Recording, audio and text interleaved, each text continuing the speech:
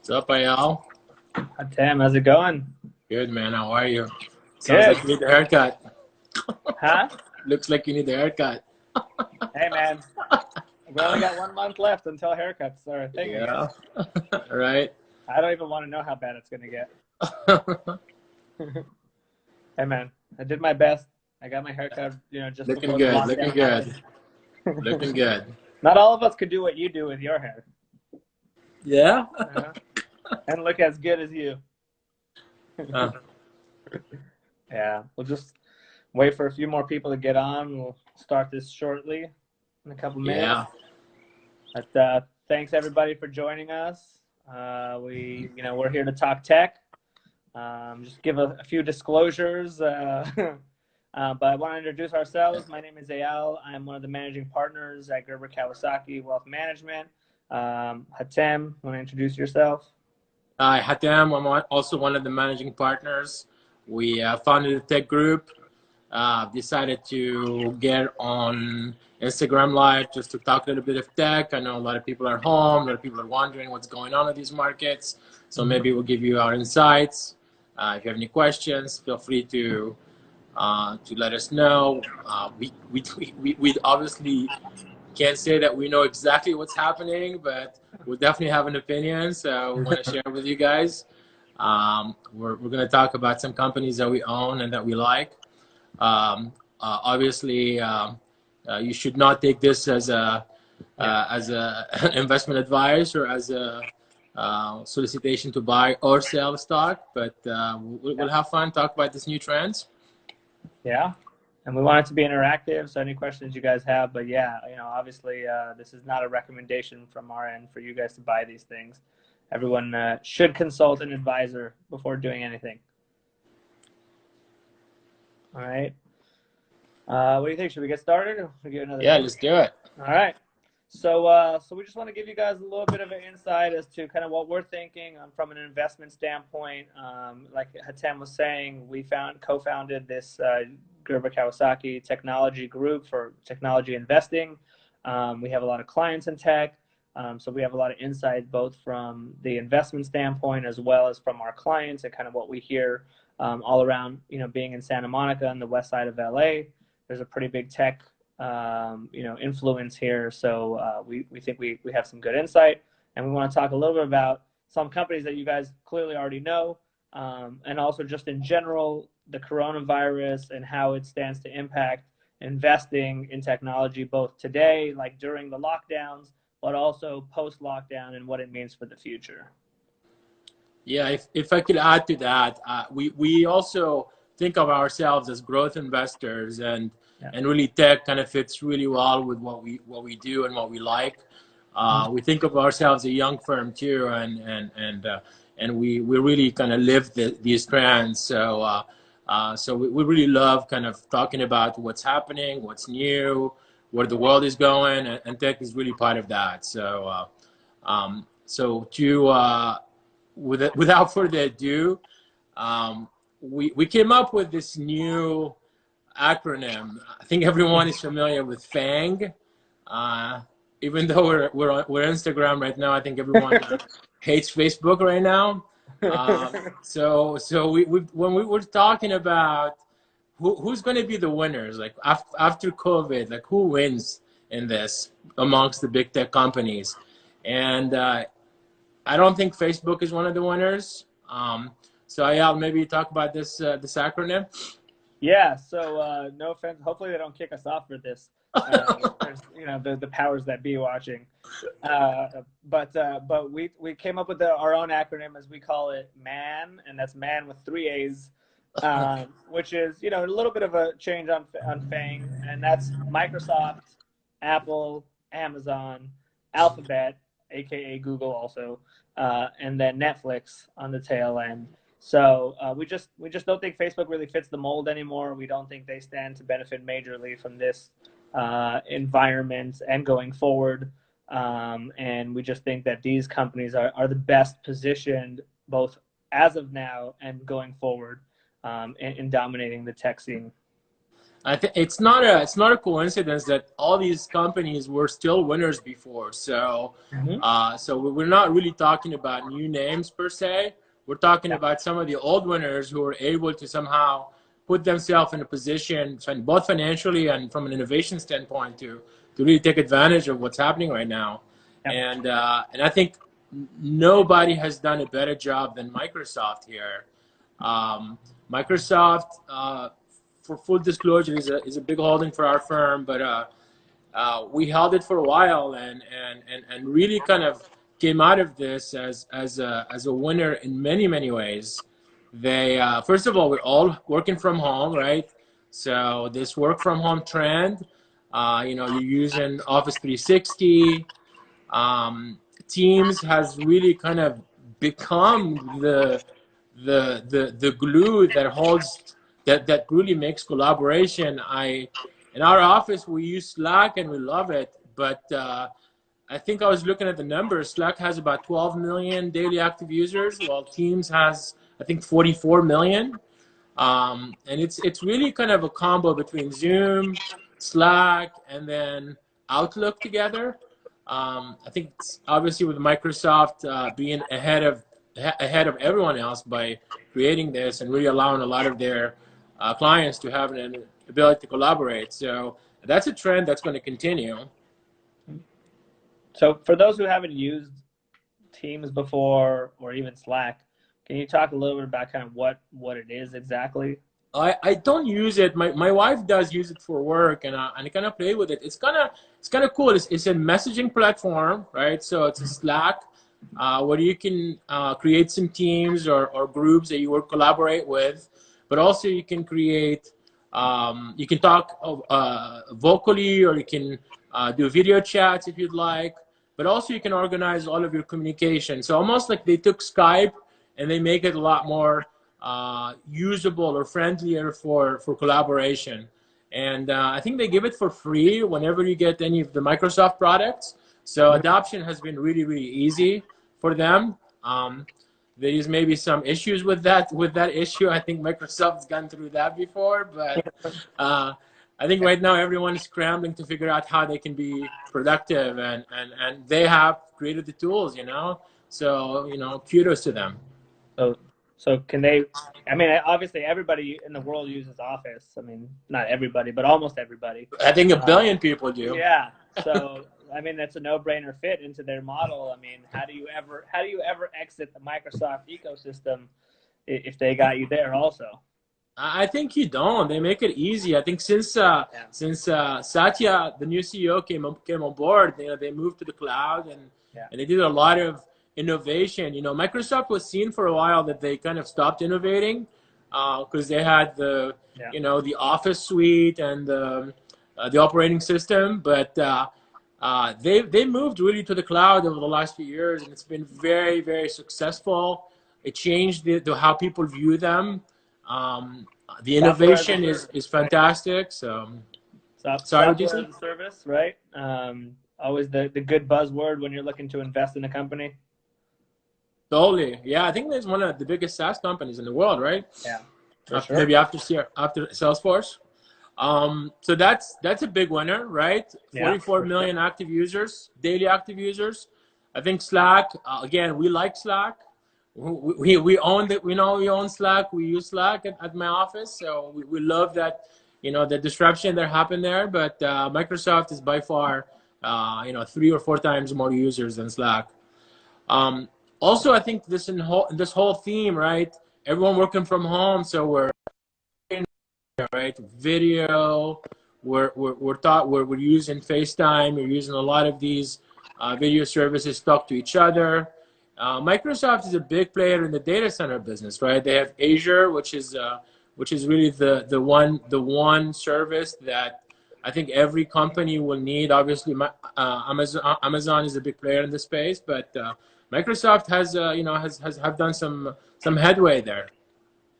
Yeah, for sure. And we'll I think it's a good segue into Amazon in a second. Both of these will be, but I think we mentioned we got to talk about we got to talk about also video games, right? Right. I know that's exactly what I was gonna say. Yeah. Yeah, and the other thing, it's you know, you don't really associate Microsoft with video games much, but they do own Xbox, and they you know, they have streaming service, I believe. Yeah, it's called Mixer, right?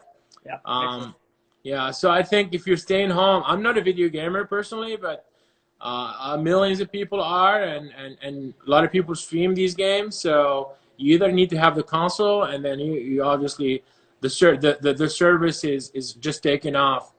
There is something happening this year called the Super Cycle, where basically every 4 or 5 years you have to upgrade your consoles because new technology kind of comes in, and Microsoft basically will benefit greatly from this year, assuming they can make them in time. For sure. Yeah, we've owned video game companies for a while also, but Microsoft definitely with Xbox and the way it integrates with everything else. And yeah, it makes their, you know, streaming video games is now, and I think it was already becoming a big trend, and we've seen it already. But this stay at home has really catapulted streaming viewership, not just, you know, the Netflixes of the world, but video games into now normal society. Now it's not just a niche market. And I read that streaming viewership, not on Mixer, but on Twitch, was up 34% since Wow. the pandemic started. So I guess you're home, right? What are you doing? what are you doing? Yeah. You got nothing to do except play video games, watch video games, watch TV, and ultimately be with your family, which is, you know, which is a great thing. But I do think, is there anything else you want to talk about with Microsoft? I think that's a pretty good analysis of a company that ultimately has a very, very diverse and you know, diverse pool of strategies to sort of come ahead on all of these things, whether it's video games, whether it, you know, whether it's collaboration, and making sure that, you know, ultimately what we're going to see from this pandemic, right, is there's going to be more efficiencies in the economy now that we might have overlooked in the past, and now we're going to capitalize on them. And it seems that Microsoft is one of the best positioned to do that with all their different services. Yeah, well, let's not forget they also have $110 billion in cash. So there's that. Very, very yes. So, disclaimer here that all these companies together have like $500 billion in cash on their books. Yeah. So we can exit Netflix out of there because they're not one of them, really. Yeah, right. So going through our acronym, right? So the second winner, right, is probably Amazon, right? Amazon. You gotta love Amazon. Always loved Amazon. Always been an amazing stock, and a company in general. Love to hate Amazon. People love to hate them, though. People love to hate them. So you know, it's pick your poison, right? There's always gonna be a bit good and bad to everything. But ultimately, I think most people will say that they have benefited more from Amazon than they have suffered from it. Although we'll see what the future holds as they become a bigger influence on our lives. But obviously, you know, the big thing with e-commerce, we all knew that the trend of retail going online, it wasn't even a trend anymore. It was just, you know, that's what was happening as everything was moving online. And this seems to be the final nail in the coffin for traditional retail. And who stands to benefit from that most? Well, that's definitely Amazon. You know, just in the last 3 weeks or month since the pandemic started, Amazon has actually hired an additional 175,000 people to work for them because they cannot fulfill demand. They bought Whole Foods a couple of years ago, which everyone said, what? Oh, that's a genius move now, right? It seems amazing, almost prophetic if you're Jeff Bezos. But the delivery service, and I do think this is the trend I think that Amazon is now really going to move into. So for those of us who are old enough to remember the .com bubble, there was a bunch of home delivery grocers, home grocers. Oh, yeah. Remember that? Yeah, I do. And they've been trying it for 2 decades.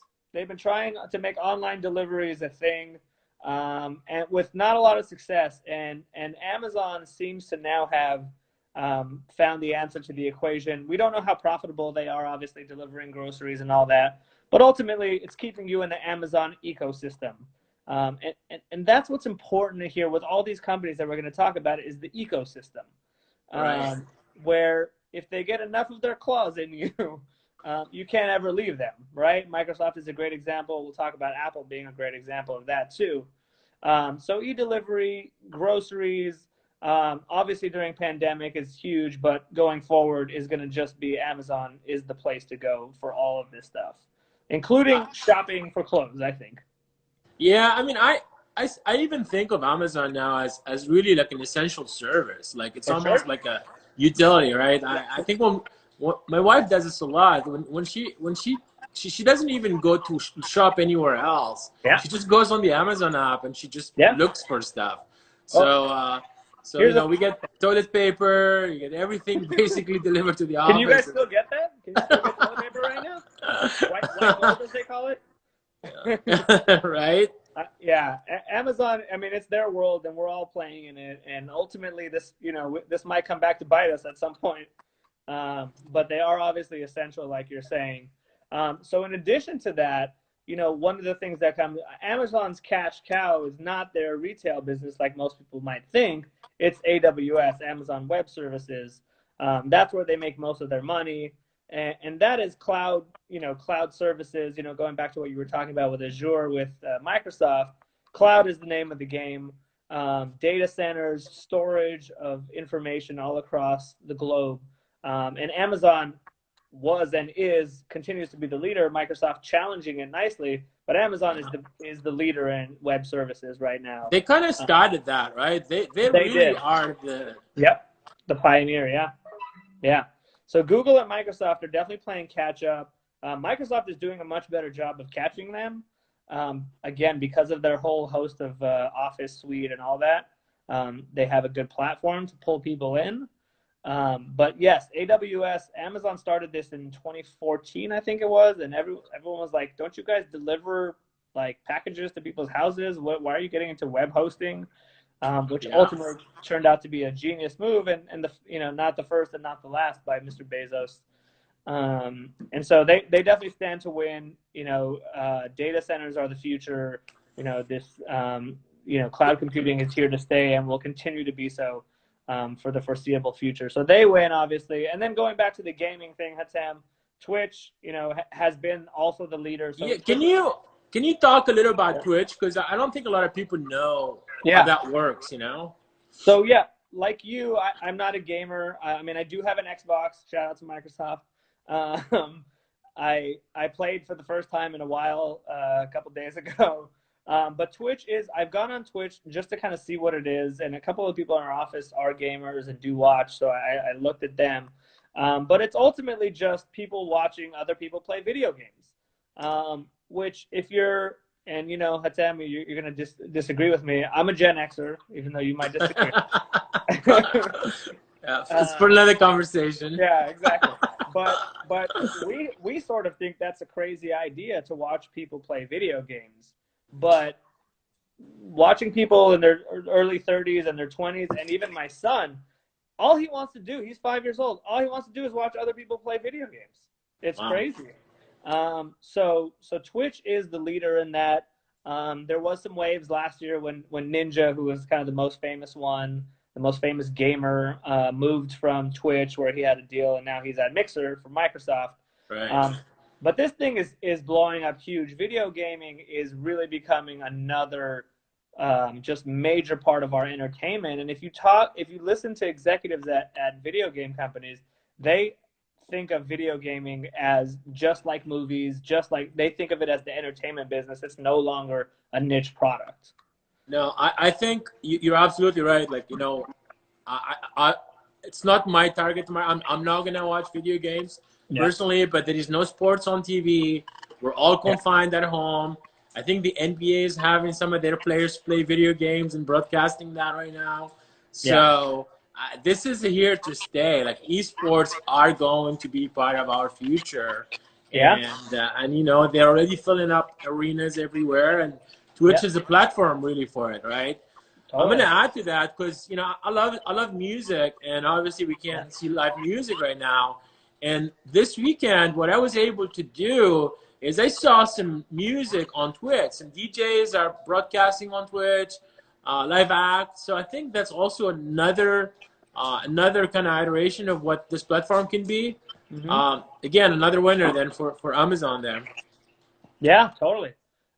Yeah, I mean, again, so I don't know if you want to talk about. You talk about Prime Video? No.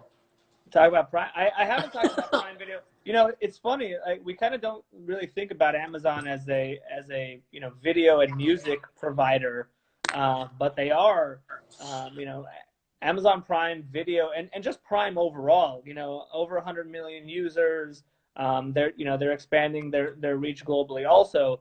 But ultimately, again, it's the stay-at-home. It's part of their overall ecosystem. Once again, is to get you locked in. And for, you know, what you pay, is it $130 now a year or 100? I can never keep track. I think so, yeah. Yeah. So it's such a great deal, right? You get free shipping. Great deal. And even if you want to rent like one movie, it's cheaper than Apple's iTunes.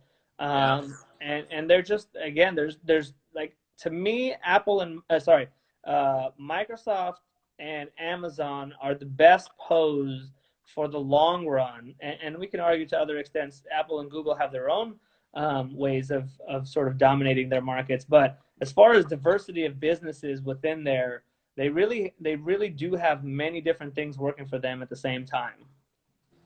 Yeah, man. Totally agree. Glad we've been on that boat for a while. I know that totally. We got to talk a little bit about some of the negatives. You know, I think a lot of press against what Amazon is doing to their employees. Totally. You know, it's you know, you don't get that big without having enemies. For sure. So you know, it's kind of part of the game. Yeah. But you know, it's as I said, it's something we can't really live without, and also we can love to hate, basically. Yeah. I think the third winner has got to be Apple, right? I mean, if you think about it, right? Like we are home. I think my you know how you have your screen used, you know, it's been going out 30% a week for the last 6 weeks, you know. So I think we all are so attached to our devices now. Yeah. I personally have an iPad, an iPhone, and MacBook. And I kind of toggle between them. Apple is obviously has some issues with the supply chain because of China, but I think that's just temporary. I think they'll get through that. I think they'll diversify their supply chain. But from a winner standpoint, you know, they kind of really have us, right. You know, they you know, we are always going to upgrade to the new iPhone. We are always going to buy all of their services. All my photos on iCloud. I'm never going to go out of their ecosystem, basically. And obviously they have also a streaming service, which I actually don't remember. Do they? The name of Apple TV Plus, actually. Yeah. I think that's what it's called. I think that's what it's called. I think it's the only one that's actually losing subscribers. It is down. I read that it's down 14% during this. My only thought is like, wow, everybody is gaining subscribers and viewership, and you're losing them. Yeah. Do we agree though they're one of the big winners in this world? Totally. I mean, listen, if you're an Apple user, just like you, I have multiple Apple devices, and you know the Apple fans. You know, if you're an Apple guy, you're an Apple guy. If you're an Android girl, you're an Android girl. Like, you stay in that platform. But ultimately, what's unique about Apple than any of the other companies is what we like to call the vertical integration, right? So you have an iPhone, an iPad, all this stuff. All of it communicates seamlessly through the cloud. I don't have to worry about backing things up and changing from one platform to the other. It's everywhere I go. And so as far as locking you in to the system, there's no way I can ever leave Apple. There's too much invested at this point. Yep. So I absolutely think they stand to be a winner for now. Also, I think it's important to talk about 5G here. I know there's I think on TV, like every other commercial seems to be a 5G commercial. Yeah.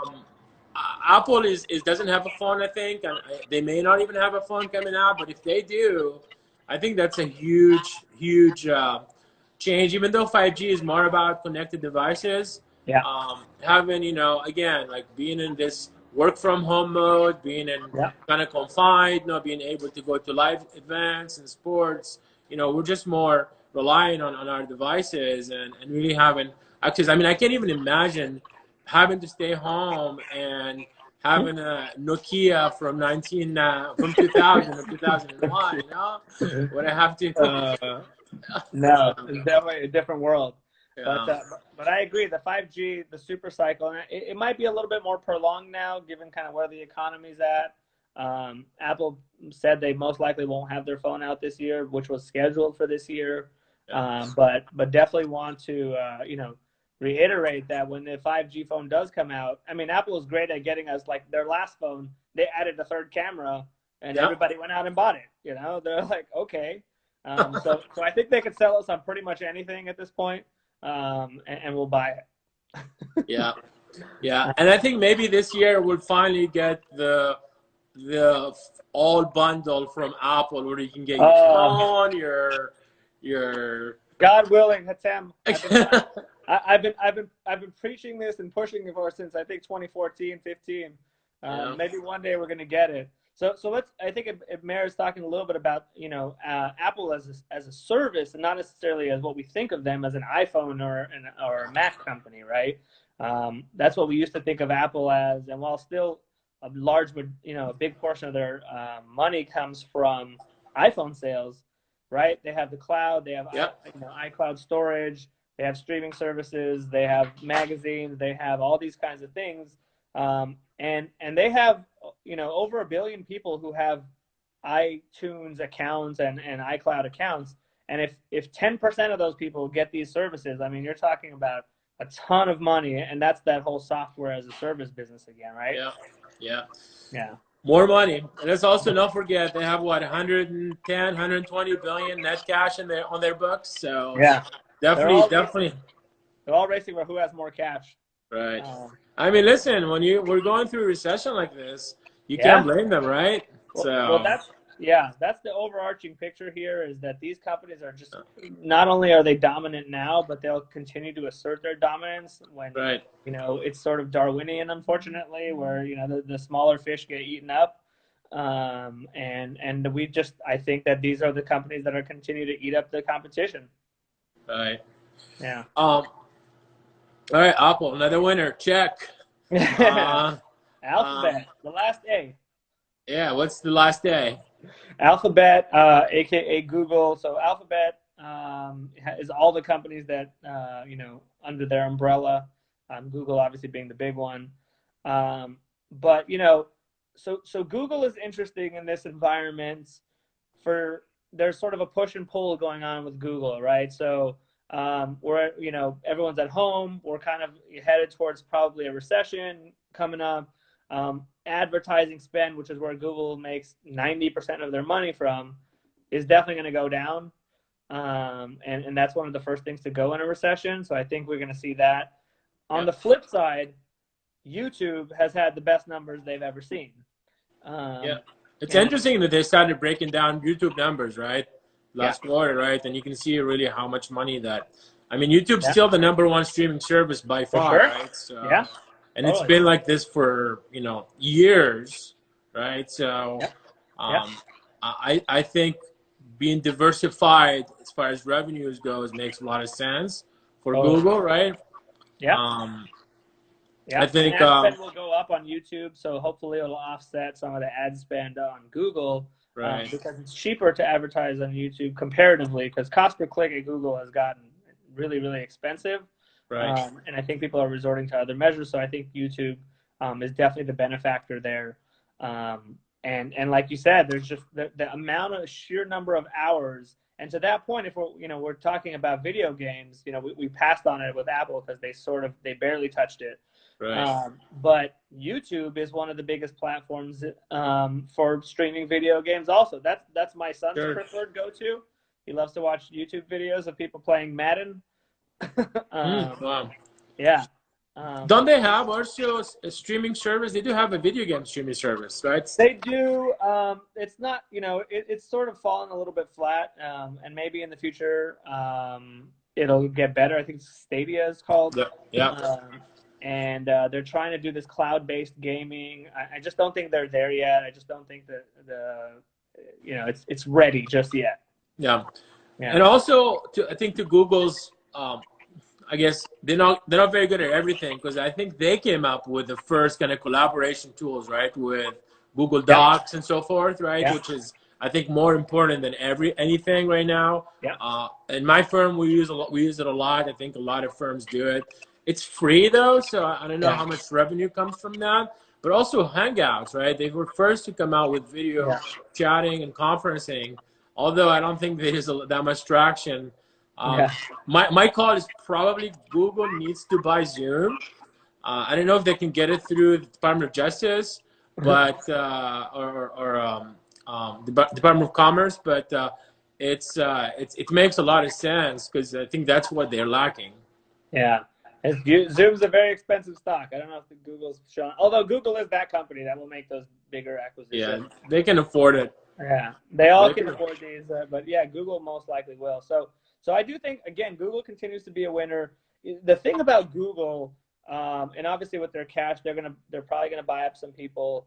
But the thing with Google is, if I told you of all the big tech names, if there was one of the tech companies that you couldn't live without, it's which Google. one would it be? It's Google, 100%. You got Gmail. Yeah, not even just think about search, right? Yeah. There's nothing in our lives that we don't, like, how many times a day do you search on Google? Maps. Think about maps. Maps, right? So Google is you talk about essential businesses. I mean, I think they are the most essential business out there. Right. Yeah. Awesome. Yeah. Now we can move to our last name, which is Netflix. I know you're part of the entertainment group, IL too. Yeah. Which you got. I mean, we owned Netflix for many, many years, and it's been a fantastic hold for us. Yeah. Reed Hastings and the team are really doing a fantastic job. I think a lot of people doubted them for many, many years. Mm-hmm. They've just. I think today they hit an all-time high again. Yep. So maybe we'll talk about Netflix a little bit and close this out. For sure. So, I mean, my God, what company stands to benefit more from a global lockdown than Netflix? I mean, I'll give you just a funny story here. Me, like most people, share my Netflix passwords with my family. People do that. Come on. I had to start kicking people off because everybody's on it at the same time. Yeah. And the viewership is off the charts. Tiger King, I mean, holy, like. I have to admit, I watched Tiger King, and it's fascinating. I couldn't just smile right now. I couldn't, but it had 34 million viewers in the first week. Holy shit! It came out. It's kind of crazy. But again, Netflix has built an amazing business with the global reach that they have. They're the global entertainment brand. Disney is obviously a nice competitor to them with Disney Plus, and we've seen great numbers from them. But Netflix was, again, first mover in this space, local content all over the world, and a global lockdown. Again, everybody is watching this stuff, especially the stuff in their home countries. Yeah. And while they spent a ton of money to build content, and everyone laughed at them, it's clearly coming to fruition here. But now people will be like, okay, well, now there's going to be sort of a void of content. So they're probably going to have to continue to spend, which is the downside that I see with them, is they have to continue to spend and build out this content again. Yeah, and they do have really amazing content, and it's also global, right? Like I think the story that Netflix has, none of the other streaming services has, is how localized some of their content can be. You can be in France, you can be in Israel, you can be in any country in the world, and you have a show that really you can relate to. You can obviously have access to the American shows, but I think that's a really, really genius strategy that they've done. Yeah. And frankly, from an investment standpoint too, I mean, they barely make any money. I think the stock trades on how many new subscribers they get. I'll be curious to see how many new subs they get this quarter, Totally. right? When you got $7 billion, 7 billion people confined, I Yeah. think I think Netflix is definitely a big winner. I think that's why Yeah. you've seen, and I think it's $424 Yeah. today a For share. sure. Why the But yeah, stock I is think at some rallying. point that they need to rein in some of their spend. Right, right. The downside for Netflix is obviously that rein in the spending. You know, this is a long term, still, you know, great company, but it is a really high value company. The Mm-hmm. downside to Netflix is they're kind of a one trick pony, right? Unlike Right. the other tech giants who have a global diversified business, Netflix is content and that's it. And I believe that when the lockdown is over, Yeah. Netflix, at least on the short term, will Well, might suffer on the short term as people get out to what I like to affectionately call the three-dimensional world again, right. and go out and, and do things and not just look at their screens all day long. So I do Right. think there'll be a period of 3 to 6 months where Netflix suffers, um, and maybe just like kind of putters along for the next year or so, but still needs to ramp up content and spend big and compete now with 10 different streaming services, with Right. Disney having the biggest, you know, impact into their business. Yep. So Yeah. there goes that. There's our MAAAN Man, acronym. man. Yeah. Um, we appreciate the questions. We appreciate the feedback. We, as a firm, we've been doing these Instagram live things Yeah. every few days, talking about different topics. Really, the idea is really to get to hopefully remove some of the boredom that a lot of people have. We're sorry And if now you we're were good. also really share some of our insights as you know we're all kind of staying home and trying to flatten the curve and doing our Yeah. part to really beat this virus. So we hope everyone stays safe. Yeah. If you have If any anybody has any topics, other any questions, things you want us to talk about, yeah, please send us some message to let us know. We'll see if it's something that we can do. we definitely plan to do some more of these. So stay tuned. The tech group and other groups at GK. If you guys have any questions, we'll stay on for a couple more minutes just to see if anybody has any questions. We're getting one. Let's see. Do we consider Tesla a tech company? We do we do we do like Tesla. We've done a lot on Tesla. People always try to compare Tesla to Ford and GM, and we always say that's a ridiculous comparison. Tesla is a tech company that happens to build cars. Yeah. So, I also, what about Quibi? I know a lot of people are talking about Quibi this week. Is it it had 1.7 million downloads, I saw. wow? I don't know. I mean, we did a meeting in our office, right, with 30 people on Zoom. Yeah. Zero out of 30 had downloaded it. Yeah. So I don't know. Like, it's a free trial, so you know, take that for what it's worth. I do have a client who has a show on Quibi, and he's, you know, they seem to like it, but it's 10 minutes at a time, you know. So who knows? I know, short form video. Maybe it works. I don't know. Yeah. They spent $1.5 billion to build it, so Yeah, I mean, it's expensive experience. it's some of the Experiment. biggest bigwigs in Hollywood, you know. Right. NVIDIA question.